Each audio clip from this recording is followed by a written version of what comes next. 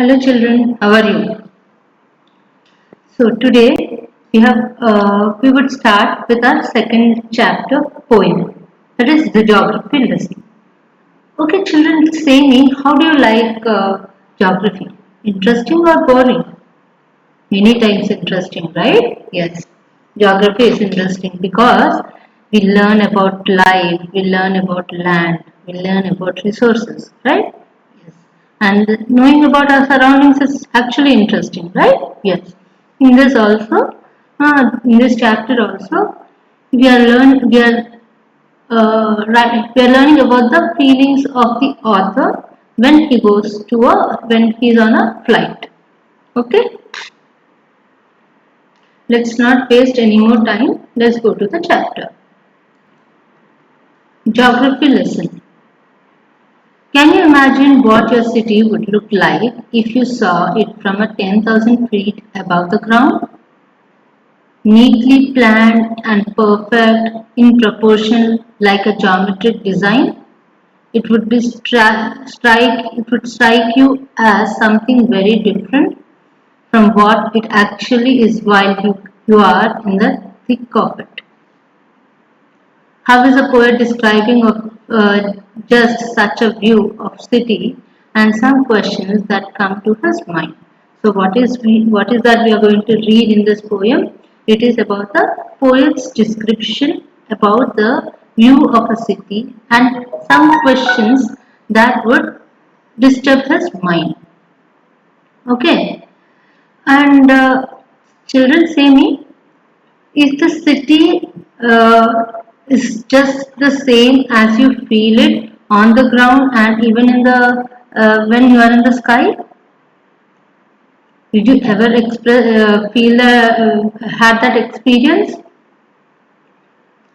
If not, I wish you would very soon see that. Okay.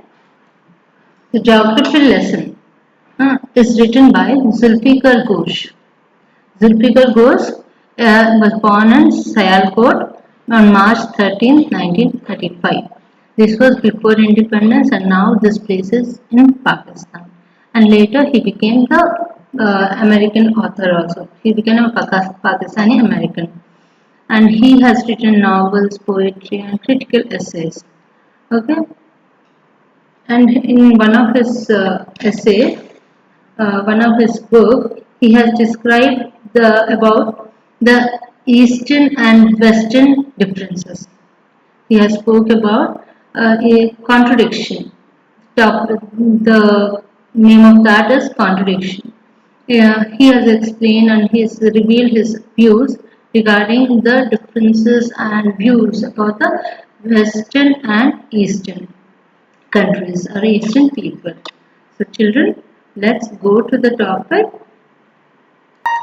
In this poem, the poet talks about Earth and its physical features from different heights as seen from an aeroplane. When he just begins his flight, how he felt. When he is just little above that at 10 feet or 10 yards, how did he feel? And if when he went higher than that, how did he feel? So these are the things what he explained in this poem. The poem is divided into three parts according to the altitude at which the plane is flying. Okay, as I said, when he just began his flight, when he just went little above the ground level, when he went more very high in the air. He also tries to unearth the symbolic meaning behind the physical features of the planet. Unearth that is hidden meanings. Okay, he is trying to say his point of view in a different way in the physical features of the planet. Before everything, let's just read the poem once for you. When the jet sprang into the sky, it was clear why the city had developed the way it had.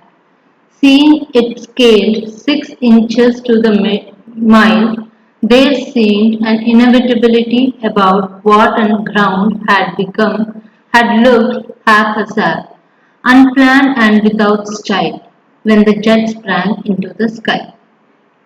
Coming to the second stanza, when the jet reached 10,000 feet, it was clear why the country had cities where the rivers ran and why the valleys were populated. The logic of geography that land and water attracted man was clearly delineated when the jet reached 10,000 feet. Coming to third stanza, when the jet rose 6 miles high, it was clear the earth was round and that it had more sea than land.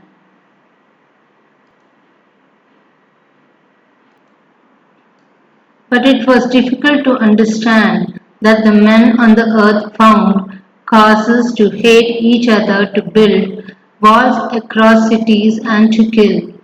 From the height, it was not clear why. Now let's understand stanza by stanza. When the jet sprang into the sky, sprang means to fly up. It was clear why the city had developed the way it had. It was clear how the city is developed, how it was looking like. Seeing it scaled 6 inches to the mile, seeing it scaled 6 inches to the mile means here at that point the scale of map was, how was it the ground level looking like? 2 inches per a mile. Okay, it was 6 inches per a mile. So 1 mile is equal to 6 inches. It was looking like the as a graph that is equivalent to 1 mile is equal to 6 inches. There seemed an inevitability unavoidable, about what on ground had looked haphazard, unplanned, and without style. Okay, what is the poet saying here? It seemed like it is unavoidable. How was the city? He thought it would be haphazard. Haphazard means awkwardly, without any plan and without any style, where the jet sprang into the sky. So, sprang means to fly up, inevitability, unavoidable situation, haphazard, and inconsistent. Okay, so this is the first stanza, and now let's discuss about the poetic devices. I think children, poetic devices. Children, I think it may be a new topic to you also. We will discuss about poetic devices. Poetic devices means you have just heard about rhyming words, right? At the end of every line, there might be rhyming words. Apart from that, every poet is having a different style of using his words. Okay, these words, these types are discussed in the poetic devices. Okay, let's discuss them point to point. If you understand this, you will be able to understand in the further stanzas also. Let's see that. Let's read the poem once again. Let's read the first stanza once again. When the jet sprang into the sky, it was clear why the city had developed the way it had. Seeing its scale 6 inches to the mile, there seemed an inevitability about what on ground had looked haphazard, unplanned, and without style when the jet sprang into the sky. Okay, see, there are some rhyming words. If you can see, okay, children, just see the stanzas, okay, for all the poem, all the lines of the poem. See, here the word there is sky, and see which word is again matched rhyming to it. The sky, again sky in the eighth line. So first line, last word, and last line, eighth word. Okay. So let's mark it A. It was clear by the city city. Just check where is it. Again matching with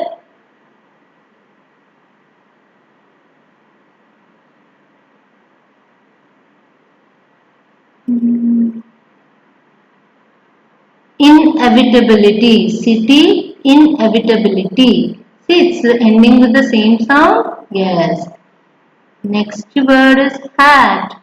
Had, haphazard. Had, haphazard. Dekho. This is also having a rhyming word. Yes. So let's mark this C. Now next one is mile, style. Mile, style. So this is another rhyming word. So let's mark this set as D. So how is the scheme? Rhyming. First point is rhyming scheme. So first point of poetic devices is rhyming scheme. And how is the scheme now? Scheme is A, B, C, D, and it is matching with B, C, D, A. है ना? So this is the rhyming scheme. So now move on to the next one. And second thing is repetition. Second point is repetition. See, in every stanza, the first line and the eighth line, the first and last line are repeated. Right? This is called repetition. Okay? So this is the second point. Now coming to the third point in the poetic devices, that is enjambment. Enjambment means when the line here, if you just notice, few lines are incomplete. They are connected with the next line without any exclamatory marks or without any punctuation marks. See, when the jet sprang into the sky, it's a full stop. So this is a single sentence. It was clear why the city had developed the way it had. So the first line, the second line is continuing with the third one, right? So this is called enjambment. It was clear why the city had developed the way it had. This is the enjambment. Now next, seeing it scaled 6 inches to the mile. So this is again single sentence. There seemed an inevitability about what on ground had looked haphazard. So again, line number 5 and 6 are continuous, right? With the line number 5 is not ending with any punctuation mark, that is being continued with the line number 6. So this is called enjambment. Okay. Next. So now you came to know about rhyming schemes, repetition, enjambment. And next one is alliteration. Alliteration means if you just notice the poem in the first line, when the jet sprang into the sky, sprang sky, right? These are the same sounded words, sprang sky. Again coming to the line number 4, seeing it scale 6 inches to the mile. Okay? Seeing scaled. Seeing scale. Right? 6. These are words we often which are used with the same sound. In poems only we use these such kind of words, right? Where we can pronounce in the same style, or can be started with the same letter, right? Same sound. So these here it is about the sound. Seeing scale 6. So so this is the second one. And next is had, haphazard. Had, if you just see in the line number 6, about what on ground had looked haphazard. Had, haphazard. So these are again the same sound. So these such words are called alliteration. Okay.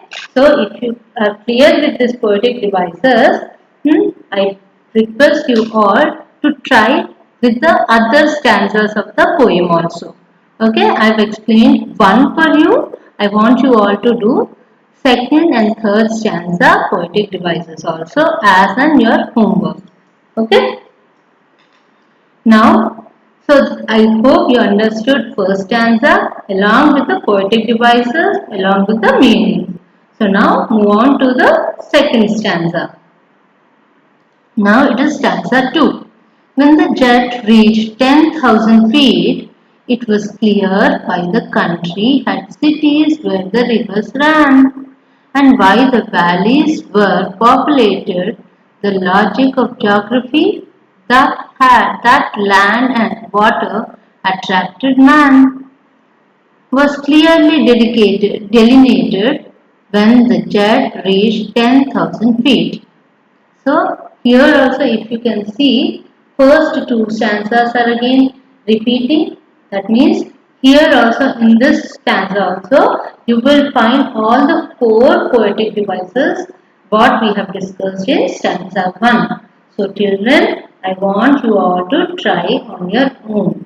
Okay. Now let's come to the meaning of this stanza. When the jet reached 10,000 feet, that means the jet has now gone little more height, that is at the 10,000 feet from the ground level. It was clear why the countries had cities where the rivers ran. So the point of why cities are being developed near the rivers or near the plains. Why? Why children? Why do people settle down or make cities to beside the river? Because there are water sources. Water is one of the main requirement of the people. It is required for the farming as well as for the needs, daily needs, right? So that is the reason many cities in India also, if you check, they are settled near the rivers. And why the valleys were populated.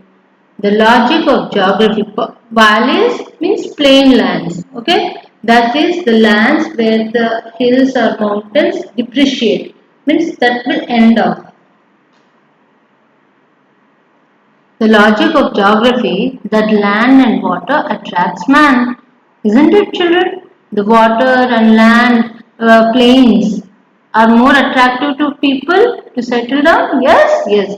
If we want to settle in a place or want to build a house, what do we see? We see whether the climate there is good or not, whether we have water facility or not. Yes, so that attracts the people was clear, delineated. Delineated, depicted or shown. Delineated, shown. Okay. When the jet reached 10,000 feet. Means when it is shown, when it was clear when the jet went up into the high sky at a 10 feet from the ground. Yes. So I guess you have understood. And here also if you can cross check, you have feet, country, geography, ran, man, populated, delineated. See, we have rhyming words. Similarly, we have alliterations. We have even embellishment. Okay. So, I want you all to rectify as we have done in stanza 1. Okay, children. Now it's the time for stanza 3. When the jet rose 6 miles high, it was clear the earth was round and that it had more sea than land. But it was difficult to understand that the men on the earth found causes to hate each other, to build walls across cities and to kill. From that height, it was not clear why. Now, in this stanza, if you check, there are rhyming words, but there is no repetition. See, the first line is not repeated again, right? Okay. Coming to the point explanation part, in this stanza, when the jet has gone into 6 miles high, at a 6 miles height from the ground, it was more clear that the earth was round. And it was more clear that land area is less than the water area. And but one thing he could not understand what in such a big world, men had found reasons or causes, reasons to hate each other. Actually, we should have a reason to love each other, right?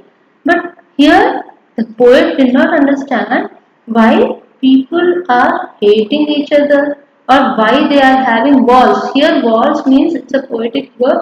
Like here, in his meaning of walls means it's a barriers between cities or barriers between the hearts of people. Okay, that means they're having a reason why they're killing other people, which should not be happen, right? Should that be a reason, children? No, I think people should live in peace and harmony. But here the poet is also unable to understand why people are having reasons to kill each other or hate each other or have boundaries with other people.